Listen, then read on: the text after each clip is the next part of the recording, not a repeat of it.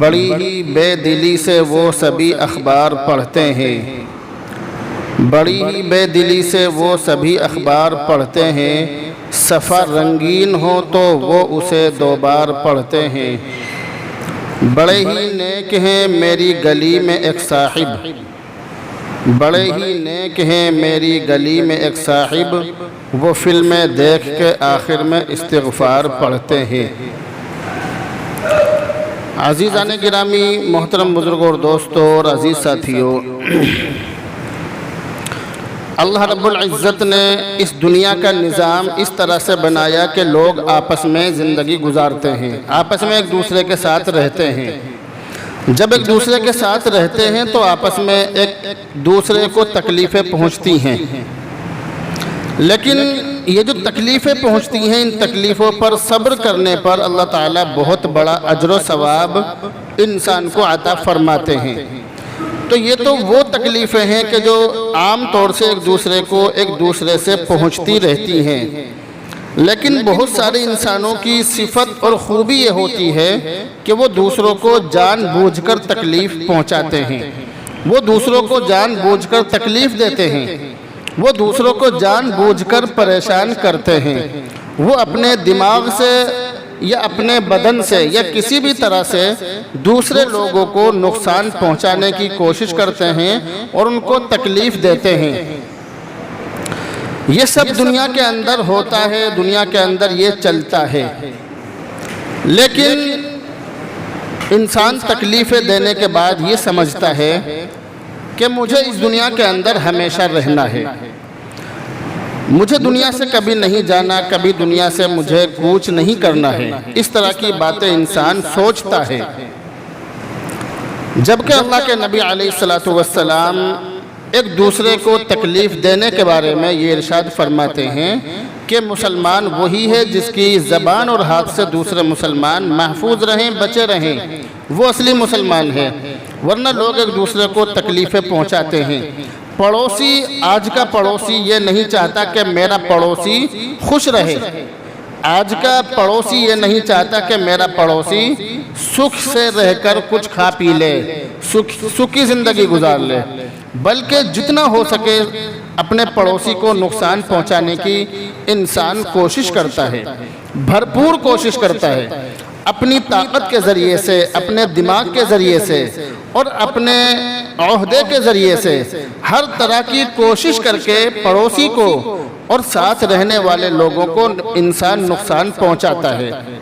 جبکہ اللہ کے نبی یہ ارشاد فرما رہے ہیں کہ وہ شخص مسلمان ہو ہی نہیں سکتا جس کی زبان اور ہاتھ سے دوسرے مسلمان نہ بچے رہیں، دوسرے مسلمانوں کو جو تکلیف پہنچائے وہ انسان مسلمان ہو ہی نہیں سکتا۔ تقریباً 3 ہفتوں سے ایک مسلمان کا دوسرے مسلمان کو تکلیف پہنچانا کتنا بڑا گناہ ہے، اور انسان کس طرح سے تکلیفیں پہنچاتا ہے اس کے بارے میں کچھ باتیں آپ کے سامنے بیان کی جا رہی ہیں۔ لیکن کسی کے ذریعے سے میرے پاس یہ خبر پہنچی کہ کسی صاحب کے ذریعے سے کہ آج کل آپ فلاں آدمی پر اپنے بیانوں میں بہت نشانہ لگا رہے ہیں، فلاں آدمی کے بارے میں آج کل آپ بہت زیادہ قرآن و حدیث کی روشنی میں اس کو نشانہ بنائے ہوئے ہیں، اس کے بارے میں بیان کر رہے ہیں۔ تو میں نے اس آدمی سے یہ کہا کہ پانی ہمیشہ جھیل کی طرف ہی جاتا ہے، امام کا مقصد یہ نہیں ہوتا ہے کہ کسی پر نشانہ لگانا ہو، بلکہ بیان کرنے والے کا مقصد بیان کرنا ہوتا ہے، مگر جب بے نمازیوں کے خلاف بیان کیا جائے تو بے نمازیوں کو تکلیف پہنچے گی اور ہر بے نمازی یہ سمجھے گا کہ مجھ پر نشانہ لگایا جا رہا ہے۔ اسی طرح جب داڑھی کٹوانے والوں کے بارے میں، جب داڑھی منڈوں کے بارے میں یا ان کے خلاف بیان کیا جائے گا تو ہر داڑھی کاٹنے والا انسان اور کٹوانے والا انسان یہ سمجھے گا کہ سیدھا نشانہ مجھ پر ہے۔ اگر شراب کے بارے میں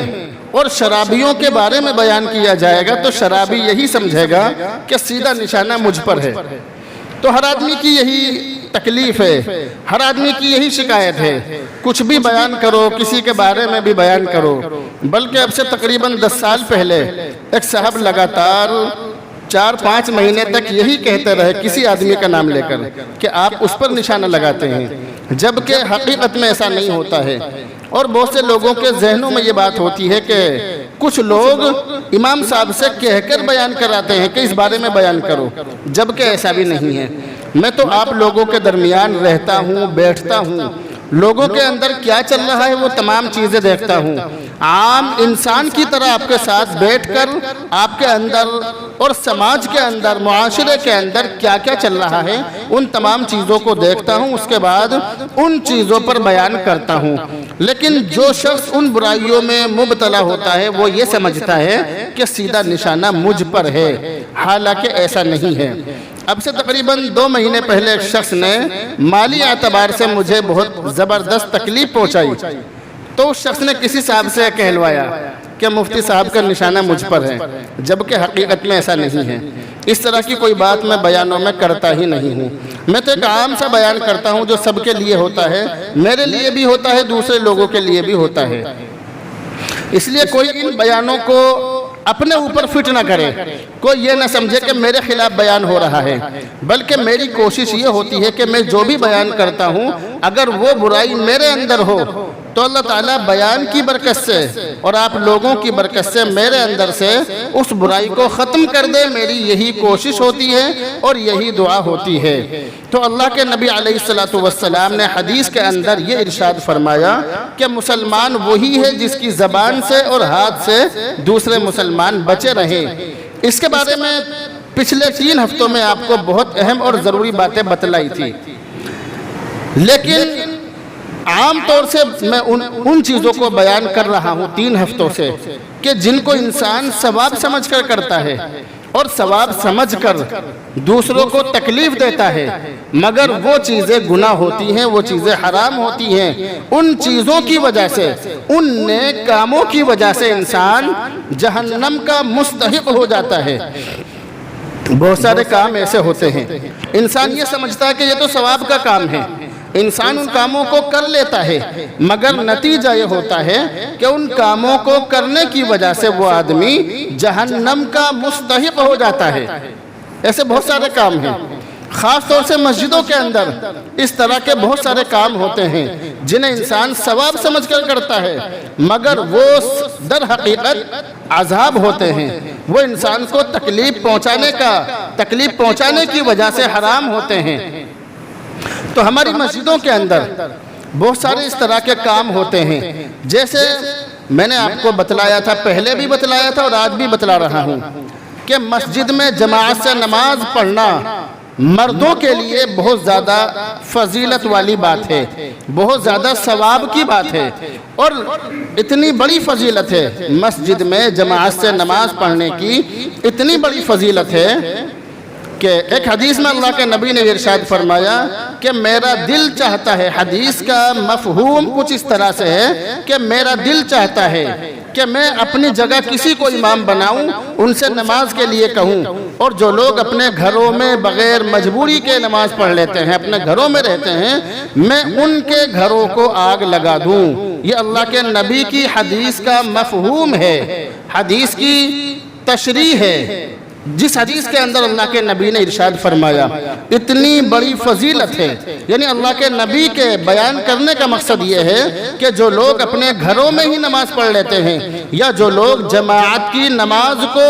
کم اہمیت والا سمجھتے ہیں، میری نظروں میں نماز جماعت سے پڑھنے کی اتنی بڑی اہمیت ہے کہ میں ان کے گھروں کو آگ لگا دوں، جبکہ اللہ کے نبی رحمت للعالمین ہیں، اللہ کے نبی دونوں جہاں کے لیے، بلکہ کتابوں کے اندر لکھا ہے کہ دونوں نہیں بلکہ تمام جہانوں کے لیے رحمت ہیں۔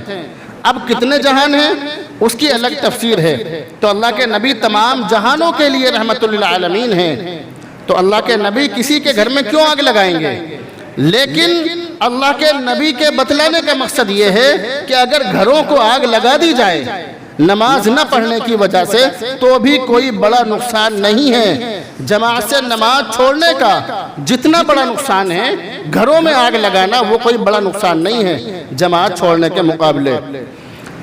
جبکہ فقہاء نے، علماء کرام نے جماعت سے نماز پڑھنے کو واجب قرار دیا ہے، کچھ فقہا نے سنت مؤکدہ اور کچھ نے واجب قرار دیا ہے جماعت سے نماز پڑھنا۔ تو جماعت سے نماز پڑھنے کی بہت بڑی فضیلت ہے، بہت ساری فضیلتیں ہیں، بہت کچھ کتابوں کے اندر لکھا ہے، یہ ساری فضیلتیں ہیں، آپ ان کو جانتے ہیں، مگر دوسری طرف یہ باتیں تو ہیں، مگر دوسری طرف کتابوں کے اندر یہ بھی لکھا ہے، علماء نے لکھا ہے کہ اگر کسی آدمی کو کوئی ایسی تکلیف ہو کہ جس کی وجہ سے لوگوں کو گھن آتی ہو، کسی آدمی کے بدن میں کوئی ایسا گھاؤ ہو جائے، زخم ہو جائے، یا کوئی ایسی بیماری ہو جائے کہ جس کی وجہ سے لوگوں کو گھن آتی ہو، لوگوں کو بدبو آتی ہو، لوگ تکلیف محسوس کرتے ہو، تو ایسے شخص کے لیے مسجد میں جماعت سے نماز پڑھنا جائز نہیں ہے، اس کے لیے گناہ ہے۔ مسجد میں جماعت سے نماز پڑھنا ایسے آدمی کے لیے گناہ ہے، یہ صاف طور سے کتابوں کے اندر لکھا ہے۔ تو ایک طرف تو میں نے آپ کو جماعت سے نماز پڑھنے کی فضیلت بتلائی کہ جماعت سے نماز پڑھنا کتنا بڑا ثواب ہے، اور دوسری طرف آپ یہ سمجھ لیجئے کہ اگر جماعت سے نماز پڑھنے میں کسی کو تکلیف پہنچے تو ایسے آدمی کا جماعت سے نماز پڑھنا اور مسجد میں آنا جائز نہیں ہے، بالکل منع ہے۔ اگر کسی آدمی کو ایسی تکلیف ہو کہ جس کی وجہ سے دوسروں کو گھن محسوس ہوتی ہو، دوسروں کو بدبو آتی ہو، تو ایسے آدمی کو مسجد میں جماعت سے نماز نہیں پڑھنی چاہیے، یہ صاف طور سے کتابوں کے اندر لکھا ہے۔ اب ہمارے بہت سارے بھائی جو نماز پڑھتے ہیں، یا جو نمازی ہیں، یا جو رمضان کے مہینے میں روزے رکھتے ہیں، تو وہ روزہ افطار کرتے ہی اور اسی طرح عام نمازوں میں بھی، عام وقتوں میں بھی مسجدوں کے دروازوں پر کھڑے ہو کر وہ بیڑی پیتے ہیں، سگریٹ پیتے ہیں، بہت سارے مسلمان، اور اس کا دھواں مسجد میں آتا ہے، اور اتنی زبردست بدبو ان لوگوں کے منہ کے اندر پیدا ہو جاتی ہے کہ جس کی وجہ سے برابر والے نمازی کا نماز پڑھنا مشکل ہو جاتا ہے۔ ایسے بہت سارے مسلمان ہیں۔ اگر کوئی شخص مجھ سے تقریباً 10 فٹ کی دوری پر کھڑے ہو کر، اگر اس کے منہ میں دل باغ ہو، اس کے منہ میں گٹکا ہو، آپ یقین کرنا اللہ کے گھر میں بیٹھا ہوں، میں جھوٹی باتیں نہیں کیا کرتا، میرے سر میں درد ہو جاتا ہے فوراً۔ اگر کوئی 10 فٹ کی دوری پر بھی کھڑے ہو کر گٹکا کھائے، اب سے بہت زمانے پہلے، تقریباً 18 سال پہلے، میری داڑھ میں بڑا زبردست درد ہوا، تو جو ساتھ میں پڑھنے والے بچے تھے انہوں نے بتلایا کہ یہ جو کھینی ہوتی ہے جس کو ایسے گھس کے لوگ کھاتے ہیں، اس میں شاید چونا وغیرہ ملا کے، مجھ سے کسی نے بتلایا کہ اسے داڑھ میں رکھ لو تو تمہاری جو درد ہے وہ ٹھیک ہو جائے گا۔ عمر کم تھی، میں نے ایسا ہی کیا عشاء کی نماز میں، آپ یقین کرنا دوسرے دن 9 بجے آنکھ کھلی، اتنا زبردست نشہ۔ تو جو نشہ نہیں کرتا ہے یا جو آدمی بیڑی سگریٹ نہیں پیتا ہے، اس آدمی کو بیڑی پینے والوں سے بہت زیادہ گھن آتی ہے، بہت زیادہ۔ مگر مسلمان بیڑی پیتے ہیں، سگریٹ پیتے ہیں، اور پینے کے بعد مسجدوں میں آتے ہیں اور نماز پڑھتے ہیں۔ نمازیوں کو بھی تکلیف ہوتی ہے، جبکہ کچی پیاز کھا کر بھی مسجد میں آنا منع ہے۔ کچی پیاز کھا کر بھی مسجد میں نہیں آنا چاہیے، پہلے اچھی طرح دانتوں کو صاف کر لینا چاہیے۔ مگر مسلمان بیڑی پی کر، سگریٹ پی کر مسجدوں میں آتے ہیں، اور آپ یقین کرنا بہت سارے لوگ ایسے ہوتے ہیں کہ بیڑی پی کر منہ سے منہ ملا کر بات کرتے ہیں، تو ایسے لوگوں سے اس طرح سے منہ کرنا پڑتا ہے، مطلب ان کے منہ کی طرف کو کان کرنا پڑتا ہے، بتاؤ نہیں منہ کرو ادھر کو، منہ وہ اپنی طرف کو منہ کروا کے ساری بات سنائیں گے۔ تو ایسے لوگوں سے اس طرح سے بات کرنی پڑتی ہے، اپنی ناک پہ ہاتھ رکھ کے اس طرح سے، انہیں یہ بھی نہ لگے کہ میرے منہ سے بدبو آ رہی ہے، لیکن اس طرح سے اپنی ناک کو چھپانا پڑتا ہے۔ یہ ہمارے یہاں پر ہوتا ہے۔ جو بیڑی نہیں پیتے، جو سگریٹ نہیں پیتے، جو گٹکا نہیں کھاتے، ان کو نشہ بہت جلدی چڑھتا ہے، ہم جیسے لوگوں کو۔ تو اس لیے مسجدوں کے اندر کچی پیاز کھا کر آنا یا مسجدوں کے اندر بیڑی سگریٹ پی کر فوراً آ جانا، یہ چیزیں منع ہیں۔ اللہ کے نبی نے حدیث کے اندر ارشاد فرمایا کہ اس سے تمہارے بھائیوں کو تکلیف ہوتی ہے۔ اس حدیث کے اندر فرشتے مراد ہیں کہ فرشتوں کو تکلیف ہوتی ہے۔ کچی پیاز کھا کر مسجد میں نہیں آنا چاہیے، مگر ہمارے مسلمان بھائی اس طرح سے مسجدوں میں آتے ہیں۔ تو اللہ کے واسطے ان باتوں کو یاد رکھیں کہ مسجدوں کے دروازوں پر، خاص طور سے یہ گاؤں میں ہوتا ہے، شہروں میں تو نہیں ہوتا، گاؤں میں زیادہ بیڑی پینے والے ہوتے ہیں، تو میں نے بہت سارے گاؤں میں اس طرح سے دیکھا کہ مسجدوں کے اندر اور وضو خانوں پر بیٹھ کر لوگ بیڑیاں پیتے ہیں اور اس کا دھواں مصلی تک آتا ہے، اس طرح سے لوگ کرتے ہیں۔ تو یہ وہ کام ہے کہ جو ہم سمجھتے ہیں کہ ان میں کوئی گناہ نہیں ہے، مگر مسلمان کو تکلیف پہنچنے کی وجہ سے ان میں گناہ ہوتا ہے۔ اسی طرح ایک بہت بڑی کمی ہمارے یہاں پر یہ پائی جاتی ہے کہ جو لوگ مسجدوں میں نماز پڑھنے کے لیے آتے ہیں وہ لوگوں کے گزرنے کی جگہوں پر نیت باندھ لیتے ہیں، لوگوں کا جو نکلنے کا راستہ ہوتا ہے ایسی جگہوں پر لوگ نیت باندھ لیتے ہیں۔ جیسے بہت سے آدمی بالکل جو پیچھے کی دیوار ہوتی ہے مسجدوں کے اندر عام طور سے بالکل اس سے کمر ملا کے وہ نیت باندھ لیں گے۔ اب کیا ہوگا، جو سامنے سے گزرنے والا ہے اس کے سامنے سے تو وہ گزر نہیں سکتا نمازی کے سامنے سے، اب وہ اس انتظار میں رہے گا کہ کب یہ رکوع میں یا سجدے میں جائے اور ہم اس کے پیچھے سے نکلیں۔ ایسے بہت سارے لوگ ہیں جنہیں نیت باندھنے کی تمیز نہیں ہوتی ہے، جو اماموں کے قریب بھی آ کر نیت باندھ لیتے ہیں۔ نماز کھڑی ہونے میں کتنا وقت ہے اس بات کا خیال کیے بغیر جو پابندی کے نمازی ہیں، جو روزانہ کے نمازی ہیں، جو پانچوں وقت کے نمازی ہیں، وہ امام کے قریب، مصلی کے قریب نیت باندھنا اور سنت پڑھنا اپنا حق سمجھتے ہیں۔ اور بہت ساری مسجدوں کے اندر تو یہ حال ہوتا ہے کہ بہت سارے لوگ امام کے پیچھے والی جو جگہ ہوتی ہے جہاں پر صحیح آدمی، مسئلے مسائل سے واقف آدمی، مسئلے مسائل کو جاننے والا آدمی کھڑا ہونا چاہیے، ایسی جگہ پر لوگ کھڑے ہو جاتے ہیں۔ یعنی ان کو کھڑے ہونے کی بھی تمیز نہیں ہوتی، نماز پڑھنے کی بھی تمیز نہیں ہوتی، مگر وہ امام کے پیچھے آ کر کھڑے ہو جاتے ہیں۔ ایسی جگہ پر بہت سی مرتبہ امام ذہنی اعتبار سے تکلیف میں مبتلا ہو جاتا ہے۔ ابھی تقریباً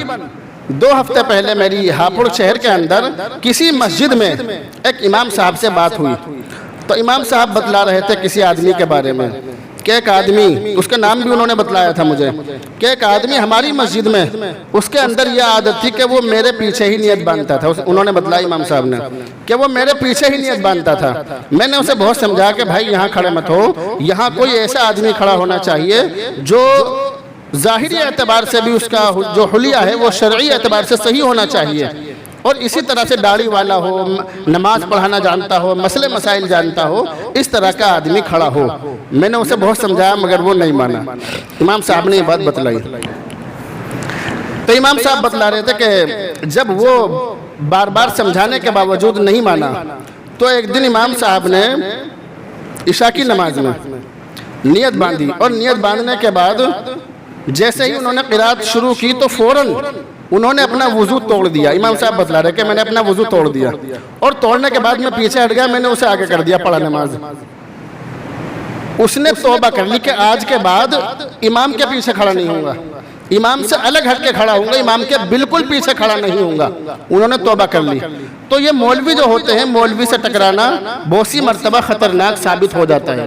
تو اس لیے بتلانے کا مقصد یہ ہے کہ ہماری جو نیت ہم باندھتے ہیں، نیت صحیح جگہوں پر باندھنی چاہیے۔ نیت باندھنے سے پہلے ٹائم دیکھ لینا چاہیے۔ بہت سے آدمی کیا کرتے ہیں کہ امام کے آس پاس ہی نیت باندھیں گے۔ اب اگر امام کمزور سا ہوگا تو وہ انتظار کرے گا کہ بھئی جب یہ سلام پھیریں گے جب میں نیت باندھوں گا، جب میں نماز پڑھوں گا، اور اگر ہوگا کوئی ٹھیک سا تو وہ نماز پڑھانے کھڑا ہو جائے گا، تو ایسی صورت میں صفیں بنانے میں پریشانی ہوگی، تو دونوں ہی حالتوں میں پریشانی ہوگی۔ اس لیے حکم یہ ہے کہ اگر ہمیں نیت باندھنی ہے تو مسجد میں، دیکھو میں آپ کو یہ بتلا رہا ہوں کہ نماز پڑھنا ثواب کا کام ہے، نماز پڑھنا اچھی بات ہے، نماز پڑھنا فرض ہے، مگر بہت سارے کام ایسے ہیں کہ جنہیں ہم صحیح سمجھ کر کرتے ہیں، جنہیں ہم ثواب سمجھ کر کرتے ہیں، مگر وہ ہمارے لیے تکلیف کا سبب بنتے ہیں۔ ان باتوں پر اور ان کاموں پر ہماری پکڑ ہوگی، ایسے بہت سارے کام ہیں۔ تو مسلمان کو تکلیف پہنچانا یہ حرام ہے، بالکل منع ہے۔ اس لیے ایسی جگہوں پر نیت نہیں باندھنی چاہیے کہ جس کی وجہ سے لوگوں کے راستے بند ہو جائیں، لوگوں کی گزرگاہوں میں اور لوگوں کے راستوں میں نکلنے کی جگہوں میں نیت نہیں باندھنی چاہیے۔ مسجدوں کے اندر جو لوگ نماز پڑھتے ہیں، سنتیں پڑھتے ہیں، تو وہ ایسی جگہ نیت باندھیں کہ نکلنے والے کو بالکل بھی پریشانی نہ ہو۔ اس طرح کی چیزیں ہمارے یہاں چلتی ہیں۔ جبکہ مذہب اسلام کے اندر جو نوافل ہیں، جو تسبیحات ہیں، ان کے بارے میں، جو تسبیحات ہیں، جو ذکر و اذکار ہیں، جو نوافل ہیں، ان کے بارے میں قیامت کے دن سوال نہیں ہوگا۔ لیکن اگر کسی آدمی نے دوسرے کا دل دکھایا جان بوجھ کر تو قیامت کے دن اس کے بارے میں سوال ہوگا۔ تو بتلانے کا مقصد یہ ہے کہ اگر کہیں معاشرتی احکام میں اور نوافل و تسبیحات میں تعارض ہو جائے، یعنی اگر کہیں ایسا معاملہ پیدا ہو جائے کہ یا تو تسبیح پڑھ لو یا دوسرے کی جان بچا لو، یا تو نفل کی نیت باندھ لو یا دوسروں کو پریشانی سے بچا لو، تو ایسی صورت میں مذہب اسلام کا حکم یہ ہے کہ نوافل و تسبیح چھوڑ دو اور سامنے والے کو، اس انسان کو تکلیف اور پریشانی سے بچا لو۔ مذہب اسلام کے اندر اتنی بڑی اہمیت ہے۔ اگر ہم نوافل پڑھ رہے ہیں، نفل کی نیت باندھنا چاہتے ہیں، یا ہم تسبیح پڑھ رہے ہیں، ذکر کر رہے ہیں، اور دوسری طرف ہمیں دیکھ رہا ہے کہ کوئی آدمی پریشان ہے، میں مسلمان کی بات نہیں کر رہا، کوئی آدمی پریشان ہے، چاہے وہ کسی بھی دھرم کا ماننے والا ہو، اگر وہ پریشان ہے تو ہم اپنی تسبیحات، اپنی نفل چھوڑ کر اس آدمی کی مدد کریں۔ یہ مذہب اسلام کا حکم ہے۔ تو مسلمان کو تکلیف پہنچانا اللہ اور اس کے رسول کو قطعاً پسند نہیں ہے۔ مسلمان کو تکلیف پہنچائی جائے یہ اللہ کو اور اس کے رسول کو پسند نہیں ہے۔ اس لیے کوئی آدمی کسی کو جان بوجھ کر پریشان نہ کرے، جان بوجھ کر تکلیف نہ پہنچائے۔ انجانے میں کسی کا کسی سے دل دکھ جائے تو ایک دوسرے کو معاف کر دیا کریں، اگر کسی کا کسی سے دل دکھ جائے۔ لیکن جان بوجھ کر جو آدمی پریشان کرے تو اس پریشان کرنے والے کو توبہ کر لینی چاہیے، کیونکہ موت کا کچھ پتہ نہیں۔ ایسے لوگ ہماری ایسی خبریں آتی ہیں کہ ابھی 2 منٹ پہلے بات کر رہا تھا اور ابھی اس کا انتقال ہو گیا۔ اس طرح سے ہوتا ہے، اس طرح سے دنیا میں چلتا ہے۔ تو ایک دوسرے کو تکلیف پہنچانے سے بچیں، ایک دوسرے کو راحت پہنچانے کی کوشش کریں، ایک دوسرے کو آرام پہنچانے کی کوشش کریں، اور یہ کوشش کریں کہ میری ذات سے کسی انسان کو، یہاں تک کہ کسی جانور کو بھی میری ذات سے تکلیف اور نقصان نہ پہنچے، اس بات کی کوشش کریں۔ اللہ رب العزت عمل کی توفیق